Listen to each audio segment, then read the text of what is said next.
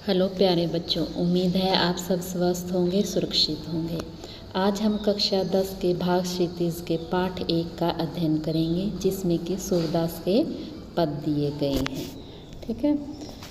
पहले सूरदास का जीवन परिचय। सूरदास का जन्म सन 1478 ईस्वी में माना जाता है। एक मान्यता के अनुसार उनका जन्म मथुरा के निकट रोनकता या रेणुका क्षेत्र में हुआ, जबकि दूसरी मान्यता के अनुसार उनका जन्म दिल्ली के पास से ही माना जाता है।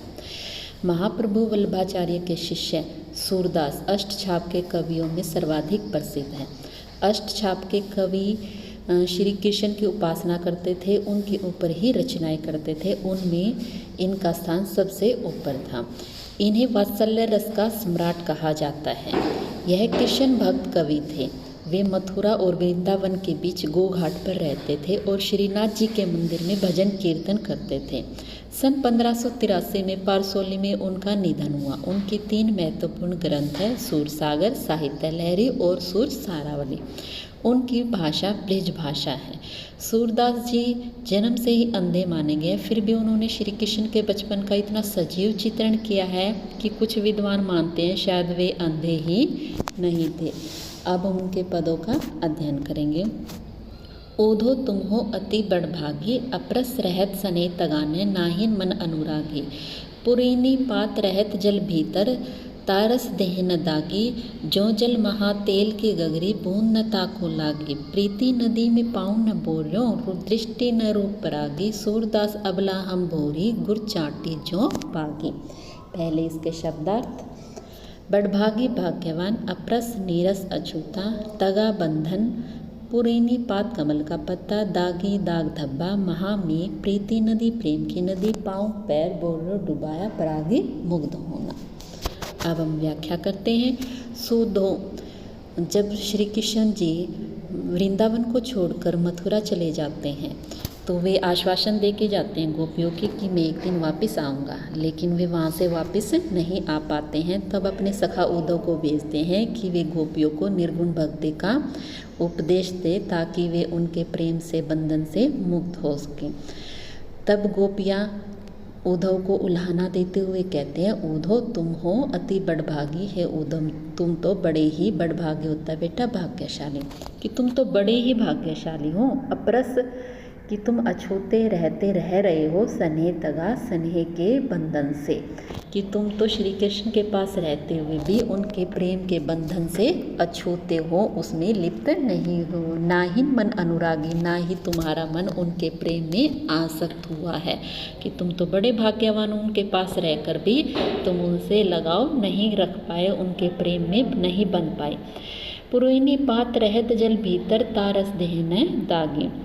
अब गोपियाँ उद्धव की तुलना कमल के पत्ते से करती हैं कि जैसे कमल का पत्ता जल के भीतर रहकर भी उस पर पानी का कोई भी दाग धब्बा असर नहीं करता है, कोई भी दाग धब्बा नहीं लगता है, उसी प्रकार उद्धव तुम हो कि तुम श्री कृष्ण के पास रहकर भी तुम पर उनके अनुराग का, उनकी भक्ति का कोई भी प्रभाव नहीं पड़ा है। जो जल महा तेल की घाघरी, बूंद न ताको लागी। अब दूसरी तुलना वे किससे करती हैं गोपियाँ? तेल की गगरी से। जैसे तेल की गगरी तेल में सनी रहती है और उसको जल के अंदर रख दो तो तब भी पानी का उस पर कोई असर नहीं होता, तो ऐसे ही उद्धव तुम हो कि तुम भी श्री कृष्ण के पास रह रहे हो, लेकिन फिर भी श्री कृष्ण के प्रेम का, उनके मोह का तुम्हारे ऊपर कोई भी असर नहीं है। प्रीति नदी में पाँव न बोरो, दृष्टि न रूप रागी।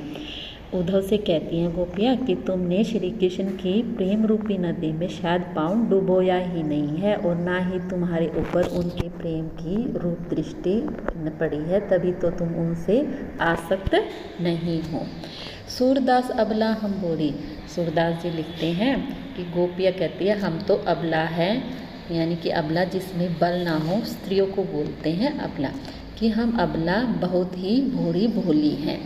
गुड़ चाटी जो पागे, हम तो उस गुड़ में लगी हुई चींटी के समान है। जैसे गुड़ में चींटी चिपट जाती है तो वो उससे अलग नहीं हो पाती और वहीं पे लगी रहती है। ऐसे ही हम भी श्री कृष्ण के बंधन में, उनके प्रेम में ऐसे आसक्त हो गए, ऐसे लीन हो गए कि हम चाह कर भी उनसे अलग नहीं हो पाएंगे। लेकिन तुम तो बड़े भाग्यवान हो कि तुम उनके पास रह कर भी उनके प्रेम से अछूते हो, उनके बंधन में नहीं बंध पाए। Next para. मन की मन ही मांझ रही, कहिए जाई कौन पे ओधो, ना ही परत कही अवधि आधार आशा मन की, तन मन बिथा सही, अब इन जोग संदेशनी सुनी सुनी, बिरहनी बिरह दही, चाहते होते गुहारे जेती ते उत्ते धार बही, सूरदास अब धीर धरे क्यों मर्यादा न लही। पहले इसके शब्दार्थ पढ़ते हैं। आधार आधार, आवन आगमन, आना, बिथा व्यथा, बिरहनी वियोग में जीने वाली स्त्री। बिरह दही, विरह की आग में जल रही है, होती थी गुहारी, रक्षा के लिए पुकारना, जीती ते जहाँ से उत उधर से, धार योग की प्रबल धारा, धीर धैर्य, मर्यादा मर्यादा, न लही मने नहीं रखी या नहीं रही। अब इसकी व्याख्या करते हैं। मन की मन ही मान रही, गोपिया उद्धव को लाना देते हुए कहती है कि हमारी मन की बात मन में ही रह गई है, कहिए जान कौन पे उद्धव, ना ही परत कही। कि गोपियाँ तो श्री कृष्ण की बाट जो रही थी कि एक दिन उनसे आएंगे और उन सारे दुख दर्द वे उनके सामने रखेंगी। लेकिन अब उद्धव कह रहे हैं कि श्री कृष्ण जी तो नहीं आएंगे, तो हमारे जो मन की बात है वो मन में ही रहेगी। तो उद्धव जी अब आप ही बताइए, हम अपनी मन की बात किससे कहें। अवधि आधार आसावन की, अवधि समय से, आशा करते हैं, आवन माने आने की, तन मन बिथा, बिथा व्यथा, कितने समय से हम श्री कृष्ण जी के आने की बाट जो रहे थे, प्रतीक्षा कर रहे थे और इसी से हमारे तन और मन में व्यथा सह रहे थे कि एक दिन श्री कृष्ण जी आएंगे और हम उनके सामने अपने सारे दुख दर्द रखेंगे। लेकिन अब तुमने मना कर दिया है। अब इन योग संदेश नहीं सुनी सुनी और ऊपर से तुम्हारे योग संदेश को सुन सुनकर बिरहनी हम विरही स्त्रियाँ बिरह दही विरह की आग में और भी अधिक जल रही हैं। एक तो तुम कह रहे हो कि श्री कृष्ण आएंगे नहीं, ऊपर से तुम हमें निर्गुण भक्ति के योग संदेश सुना रहे हो, तो इनसे हमारी विरह की व्यथा और अधिक जल रही है। चाहते होते गुहारी जीतीते उत्ते धार बही। अब हम गोपियाँ कहती है कि जहाँ से हम गुहार करना चाहते थे, श्री कृष्ण जी को पुकारना चाहते थे, लेकिन वहीं से तुम क्या है योग संदेश की धारा बहा रहे हो कि तुम निर्गुण भक्ति करो, निर्गुण धर्म का उपासक बनो, लेकिन ऐसा संभव नहीं है। सूरदास अब धीर धरे के, सूरदास जी लिखते हैं कि गोपियाँ कहती है अब हम धैर्य क्यों धारण करें, जब मर्यादा न लही कि श्री कृष्ण ने अपनी मर्यादा ही भंग कर दी है कि वे हमें आश्वासन दे के गए थे कि मैं एक दिन वापस आऊँगा, लेकिन अब उन्होंने संदेशा भेज दिया कि मैं नहीं आऊँगा और ऊपर से हमें योग संदेश सुना रहे हैं, तो हमारे धैर्य धारण करने की कोई भी वजह नहीं रही है। अब हमारा धैर्य टूट रहा है। तो अब तक हमने दो पदों की व्याख्या की बेटा, नेक्स्ट अगले दो पदों की व्याख्या हम अगली वीडियो में करेंगे। ओके। हेलो प्यारे बच्चों, हमने पिछली वीडियो में सूरदास के दो पदों का अध्ययन किया था। अब हम कक्षा 10 भाग क्षितिज के पाठ 1 के अगले दो पदों का अध्ययन इस वीडियो में करेंगे। अगला तीसरा पद है बेटा हमारा, हमारे हरि हारिल की लकड़ी, मन क्रम वचन नंद नंदन और यह दृढ़ करी पकड़ी, जागत सोवत स्वपन दिवस निसी, काने काने जकरी, सुनत जोग लागत है ऐसो जो करोई ककरी, सूतो व्याधि हमको ले आए, देखी सुनी न करी, यह तो सूर तिन्ही ले सोपो जिनके मन चकरी। पहले इसके शब्दार्थ देखते हैं। हारिल, हारिल एक पक्षी होता है जो अपने पैरों में हमेशा एक लकड़ी को दबाए रहता है, उसे बिल्कुल भी नहीं छोड़ता। नंद नंदन और पकड़ी, नंद के नंदन हम श्री कृष्ण को बोलते हैं ना बेटा, और उनको जैसे कसकर पकड़ा हुआ है गोपियों ने। जकरी रट लगी रहती है, सुमा ने वह, व्याधि रोग या पीड़ा पहुंचाने वाली वस्तु, करी भोगा। अब हम इसकी व्याख्या करते हैं। हमारे हरि हारिल की लकड़ी, गोपियाँ है जो उद्धव को उल्हाना देते हुए कहते हैं कि हमारे जो हरि है श्री कृष्ण जी है वो हारिल की लकड़ी के समान है। जैसे हारिल पक्षी अपने पंजों में लकड़ी दबाए रहता है और उसे बिल्कुल भी नहीं छोड़ता, ऐसे ही श्री कृष्ण जी हमारे लिए है, हम उन्हें बिल्कुल भी नहीं छोड़ सकते।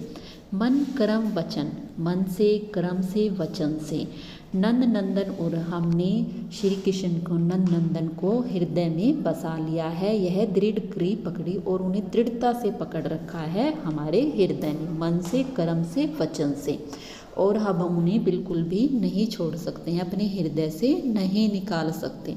जागत सुवत सपन दिवस निसी, जागत जागते हुए सोते हुए, सपन में, दिवस दिन निसी रात में, जागते सोते स्वपन में, दिन में रात में, कान्हे कान्हे जकरे, हमारा हृदय हमारा मन काना काना की रट लगाए रहता है, तो हम उन्हें कैसे छोड़ दे। सुनत जोग लागत है ऐसो जो कुरोई ककरी, कुरोई बेटा होता है कड़वी, ककरी माने ककड़ी, जो तुमने खाई होगी।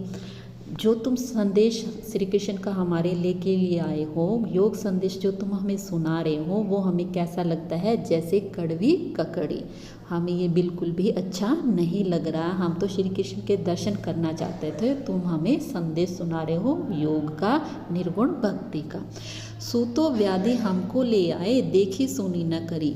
ये योग संदेश जो तुम हमें सुना रहे हो, ये कैसा लग रहा है, व्याधि, एक बीमारी, एक बुरी वस्तु की तरह हमें लग रहा है। ऐसी बीमारी है जो तुम हमें सुना रहे हो, जो तुम आज तक हमने ना तो देखी है, ना सुनी है, ना करी और ना ही कभी की है। ऐसी ये बीमारी तुम हमारे लिए ले आए हो। यह तो सुर तिन्हीं ले सोपो जिनके मन चक्रे। सूरदास जी लिखते हैं, गोपिया कहती है कि ये जो योग संदेश तुम हमारे लिए लेके आए हो, ये हमारे लिए एक बीमारी है, और इस व्याधि को, इस बीमारी को तुम उन्हें सौंपो जिनके मन चक्री, जिनका मन चकराता रहता है, एक जगह स्थिर नहीं है, चक्कर काटता रहता है। लेकिन हमारा मन तो क्या है, प्रभु भक्ति में, श्री कृष्ण की भक्ति में लीन है। हम उन्हें छोड़कर कहीं नहीं जा सकते, तो हमें ये योग संदेश मत दो। अब अगले पहरे की व्याख्या करते हैं बेटा। हरि है राजनीति पढ़ियाए, समझो बात कहत मधुर करके, समाचार सब पाए एक अति चतुर होते पहले ही, अब गुरु ग्रंथ पढ़ाए, बड़ी बुद्धि जानी जो उनकी, जोग संदेश पठाए, ऊधो भले लोग आगे के, परहित डोलत धाए, अब अपने मन फेर पाइए, चलत जो होते चुराए, ते क्यों अनीति करे आपनु, जे और अनीति छुड़ाए, राज धर्म तो यही सूर जो प्रजा ने चाहे सताए। पहले शब्दार्थ सुनते हैं। मधुकर भोरा होते थे, पठाए भेजा आगे के पहले के, यानी कि जो पहले के ज़माने के लोग थे। परहित दूसरों के कल्याण के लिए ढोलत दाए घूमते फिरते थे। फिर से पाइए पालेगी अनीति अन्याय। अब व्याख्या करते हैं। गोपिया कहती हैं, हरि है राजनीति पढ़ियाए, कि हरि जो है श्री कृष्ण जी है, वे मथुरा जाकर उन्होंने पूरी राजनीति का ज्ञान प्राप्त कर लिया है, राजनीति पढ़ ली है। समझी बात कहत मधुकर के, मधुकर भोरा बोलते हैं। जैसे वो श्री कृष्ण के बारे में उद्धव को उल्हाना देते हुए किसको माध्यम बनाती हैं, भवरे को, भवरे के माध्यम से वे उद्धव को उल्हाना देती है कि समझी बात मधुकर की, हे भवरे तुमने बात समझ ली है, कि हम तो ये समझ गए थे कि उन्होंने वहाँ जाकर राजनीति पढ़ ली है और वे बदल गए, समाचार सब पाए। अब उद्धव के माध्यम से उन्हें हम अपना सारा समाचार हमें सुना भी दिया है, हमें उनका सारा समाचार मिल गया है। एक अति चतुर होते पहले ही, एक तो वे पहले से ही इतने चतुर थे, अब गुरु ग्रंथ पढ़ाए, अब तो उन्होंने और भी गुरु ग्रंथ पढ़ लिए हैं, तो अब तो वे बिल्कुल भी हमारी बात नहीं सुनेंगे। बड़ी बुद्धि जानी जो उनकी, जोग संदेश पठाई। बड़ी बुद्धि यानी कि उनकी बुद्धि तो पहले ही बहुत बड़ी थी, विद्वान थी, और लगता है उनकी बुद्धि और भी महान हो गई है, जो उन्होंने हमारे लिए उद्धव के माध्यम से योग संदेश पढ़ाने के लिए भेज दिया है कि हम निर्गुण भक्ति करें। उद्धव भले लोग आगे के, कहती है गोपियाँ, उद्धव जी पहले के लोग आगे, मतलब पहले ज़माने के लोग बड़े ही भले होते थे। परहित डोलत धाये, जो परहित दूसरों के कल्याण के लिए, दूसरों के हितों के लिए डोलते फिरते थे, घूमते फिरते थे। अब अपने मन फेर पाइए, यानी कि पहले के लोग तो बड़े समझदार भोले लोग थे जो दूसरों के लिए काम करते रहते थे, इधर उधर फिरते रहते थे। लेकिन अब श्री कृष्ण जी बदल गए हैं।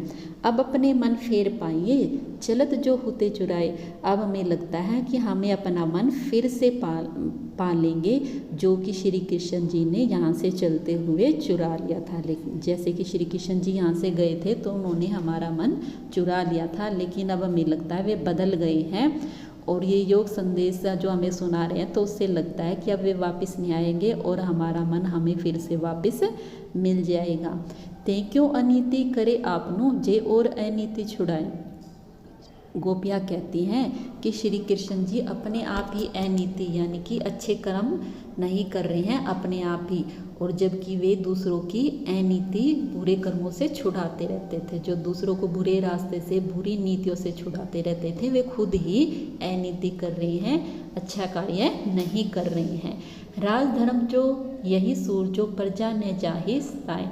सूरदास जी कहते हैं कि राजधर्म, राजा का धर्म तो यही होता है कि जो प्रजा को नहीं सताता, प्रजा की भलाई के लिए कार्य करता है। लेकिन श्री कृष्ण जी बदल गए हैं, वे तो ऐसे काम कर रहे हैं जिससे कि हम गोपियाँ दिन रात दुखी रहें, व्यथा में रहे और सताई जाएं। तो ये एक राजा का धर्म नहीं है। अब हमारे सारे पदों की व्याख्या हो चुकी है बेटा, उम्मीद है आप सबको समझ आ गई होगी।